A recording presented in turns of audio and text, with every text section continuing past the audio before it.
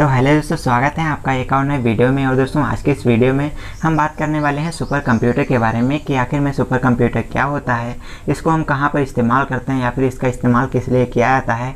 तो super computer से जुड़ी सारी जानकारी दूंगा आपको इस वीडियो में, तो वीडियो को पूरा देखिएगा और आपको बताऊँगा कि एक सुपर कंप्यूटर एक पर्सनल कंप्यूटर से कैसे अलग होता है और साइज में कैसे बड़ा होता है।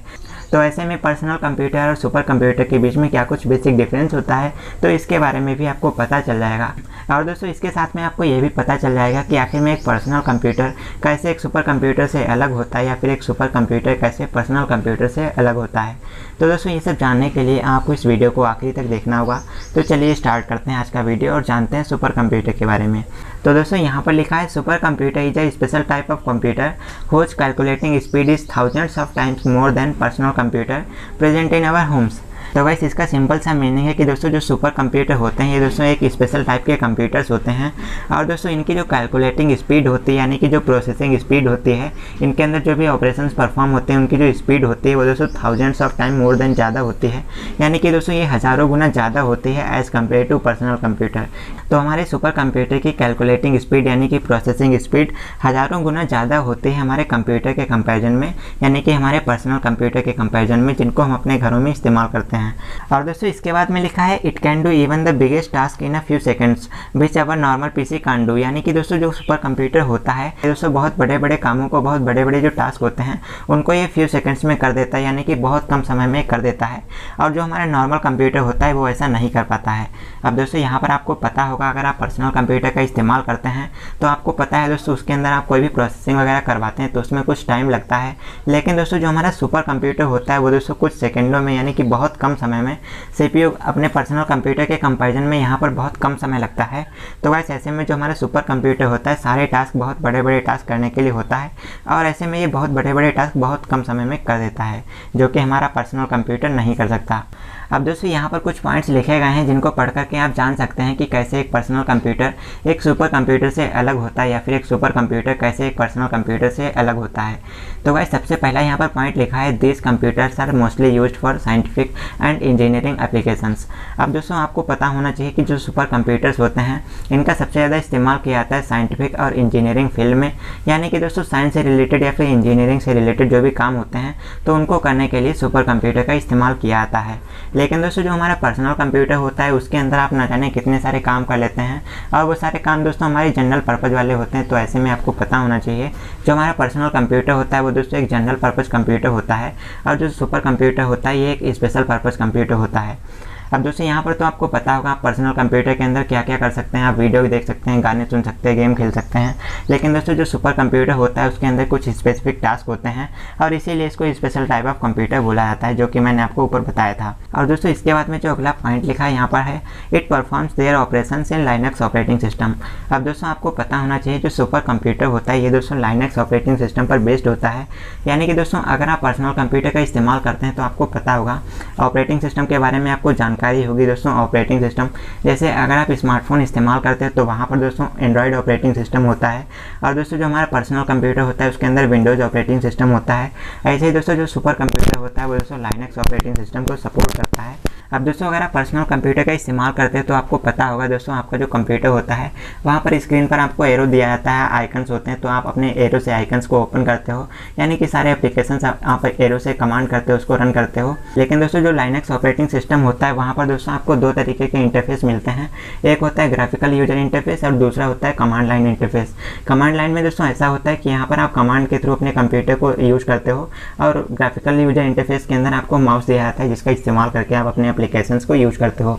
तो ऐसे में दोस्तों जो हमारा सुपर कंप्यूटर होता है वो दोस्तों लाइनक्स बेस्ड होता है, यानी कि यहाँ पर आप कमांड के थ्रू अपने कंप्यूटर का इस्तेमाल करते हो, यहाँ पर कमांड दिए जाते हैं और वही कमांड रन करते हैं। और दोस्तों इसके बाद में तीसरा पॉइंट यहाँ पर लिखा है the performance of super computer is measured in flops. दोस्तों फ्लॉप्स का मीनिंग होता है फ्लोटिंग पॉइंट ऑपरेशंस पर second and while a personal computer performs MIPS। MIPS का फुल फॉर्म होता है मिलियंस ऑफ इंस्ट्रक्शंस पर सेकंड। अब दोस्तों अगर आप पर्सनल कंप्यूटर का इस्तेमाल करते हैं तो आपको पता होगा दोस्तों जो हमारा ये पर्सनल कंप्यूटर होता है इसके अंदर जो भी ऑपरेशंस परफॉर्म होते हैं या फिर जो भी प्रोसेसिंग होती है, जो भी ये वर्क करता है वो दोस्तों उसके अंदर जो भी इंस्ट्रक्शंस होते हैं वो मिलियंस ऑफ इंस्ट्रक्शंस यानी कि लाखों की संख्या में पर सेकंड में परफॉर्म हो जाते हैं, प्रोसेस हो जाते हैं। तो ये आपको पता होना चाहिए अगर आप पर्सनल कंप्यूटर इस्तेमाल करते हो।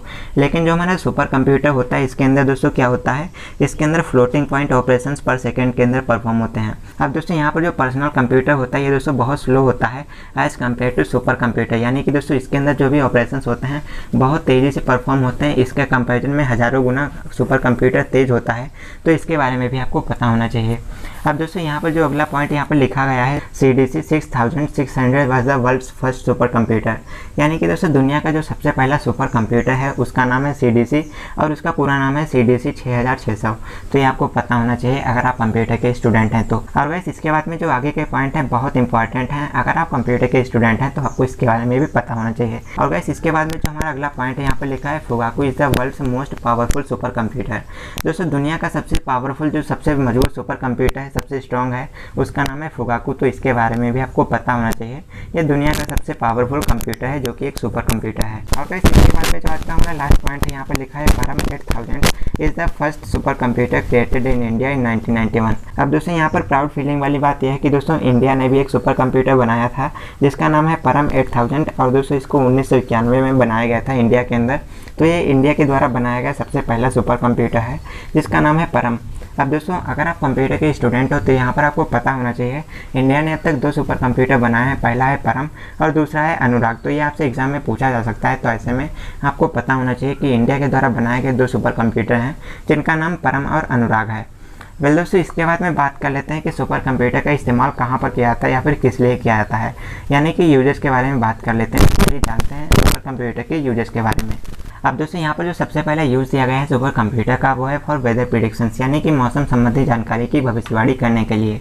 अब दोस्तों अगर आप स्मार्टफोन का इस्तेमाल करते हो तो यहाँ पर आपको एक वेदर का एप्लीकेशन मिल जाता है जहाँ पर आप देख सकते हो कि आने वाले टाइम में यानी कि फ्यूचर में मौसम कैसा रहेगा, गर्मी होगी, सर्दी होगी या फिर बारिश होगी, तो इसकी जानकारियाँ पहले से ले सकते हो। तो दोस्तों ये सब पॉसिबल हो पाता है हमारे सुपर कंप्यूटर की मदद से। तो दोस्तों यहाँ पर आपको पता होना चाहिए आपको मौसम संबंधी जो भी जानकारी मिलती है, जो भी आप पहले से जानकारी ले लेते हो, ये दोस्तों सारा कुछ पॉसिबल हो पाता है सुपर कंप्यूटर की मदद से।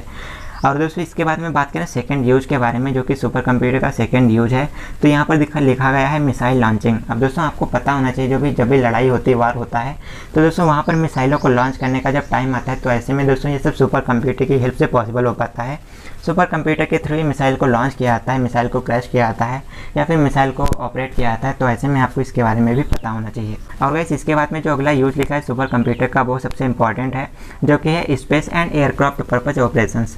अब दोस्तों जैसे एयरक्राफ्ट और स्पेस, यानी कि स्पेस में जैसे हमारे सैटेलाइट्स वगैरह लगे होते हैं, तो सैटेलाइट्स को मैनेज करना, उसको रोटेट करना या फिर उसमें ऑपरेशंस परफॉर्म करना, कोई भी प्रोसेसिंग करना, तो ये सारा काम हमारा सुपर कंप्यूटर की हेल्प से पॉसिबल हो पाता है। वैसे इसके अलावा एयरक्राफ्ट संबंधी जो भी काम होते हैं, जैसे हवाई जहाज़ को उड़ाना हो या फिर हवाई जहाज़ को चलाना हो, उसको मोड़ना हो, जो भी ऑपरेशंस करने होते हैं, जो भी दोस्तों एयरक्राफ्ट से रिलेटेड ऑपरेशंस होते हैं, वो सारे हम सुपर कंप्यूटर के थ्रू कंट्रोल कर सकते हैं। तो आपको इसके बारे में भी पता होना चाहिए। और दोस्तों इसके अलावा जो अगला यूज आता है वो है वेपन एंड मशीनरी डिज़ाइनिंग। अब दोस्तों कोई भी फैक्ट्री बनानी होती है या फिर कोई भी बिल्डिंग बनानी होती है, तो ऐसे में उसके लिए मैपिंग करना, उसके लिए डिज़ाइनिंग करना। और दोस्तों इसके अलावा वेपन डिज़ाइनिंग का काम भी हम सुपर कंप्यूटर की हेल्प से करते हैं। जैसे दोस्तों नई नई टेक्नोलॉजी बेस्ड जो हम डिवाइसेस बनाते हैं, जो भी मशीन्स बनाते हैं, बॉम्ब्स बनाते हैं और जो भी मशीनें बनाते हैं, जैसे नई नई मशीनें आती हैं, टैंक होते हैं, तोप होते हैं, तो वैसे उन सभी मशीनों को डिज़ाइन करने का काम या फिर वेपन्स बनाने का काम भी हम सुपर कंप्यूटर की हेल्प से कर सकते हैं। तो सुपर कंप्यूटर का जो सबसे ज़्यादा यूज़ किया जाता है वो दोस्तों एटॉमिक एंड न्यूक्लियर रिसर्चेस पे किया जाता है। एटॉमिक जो कि आप परमाणु से संबंधित जो भी काम होते हैं, जैसे एटम बम बनाना या फिर एटॉमिक रिलेटेड जो भी काम होते हैं, वो सारे हम सुपर कंप्यूटर की हेल्प से कर देते हैं। इसके अलावा न्यूक्लियर यानी कि जो नाभिक होते हैं, इन सब चीज़ों पे रिसर्च करना, ये सारा कुछ हम अपने सुपर कंप्यूटर की हेल्प से कर सकते हैं। और इसके अलावा भी बहुत सारे काम होते हैं जो कि हम सुपर कंप्यूटर की हेल्प से कर सकते हैं। अब दोस्तों यहाँ पर आपको पता होना चाहिए, अगर ये सारे काम आप अपने पर्सनल कंप्यूटर पर करते हैं तो गाइस उससे ये सब कर पाना पॉसिबल नहीं है, क्योंकि दोस्तों पर्सनल कंप्यूटर के अंदर इतनी कैपेबिलिटी नहीं होती कि वो इतने बड़े बड़े टास्क कंप्लीट कर ले। तो यहाँ पर आपको क्लियर हो चुका होगा कि दोस्तों जो हमारा पर्सनल कंप्यूटर होता है वो सुपर कंप्यूटर के कंपैरिजन में बहुत ही छोटा होता है। और दोस्तों जो हमारा सुपर कंप्यूटर होता है ये दोस्तों आकार में बहुत बड़ा होता है। और दोस्तों इसको कोई नॉर्मल इंसान परचेज नहीं कर सकता, क्योंकि इसका इस्तेमाल कोई नॉर्मल यूजर के लिए नहीं बनाया जाता है। इसको किसी बड़ी संस्था यानी कि बड़े इंस्टीट्यूट, बड़ी ऑर्गेनाइजेशन करती हैं। तो आपको इसके बारे में पता होना चाहिए, जैसे दोस्तों नासा है, इसरो है, ये लोग सुपर कंप्यूटर का इस्तेमाल कर सकते हैं। हम जैसे कोई नॉर्मल इंसान पर्सनल कंप्यूटर का इस्तेमाल कर सकता है, सुपर कंप्यूटर इसकी सोच के बराबर नहीं है होगा। तो गाइस आज की इस वीडियो के लिए बस इतना ही। आज का वीडियो आपको कैसा लगता है कमेंट करके ज़रूर बताना। आज की इस वीडियो से अगर आपको कुछ नया सीखने को मिला तो वीडियो को लाइक करना। कंप्यूटर से जुड़े ऐसे वीडियो देखना पसंद है तो चैनल को सब्सक्राइब भी करना। तो हम मिलते हैं आपसे एक और नए वीडियो के साथ, तब तक के लिए नमस्कार, टाटा, गुड बाय।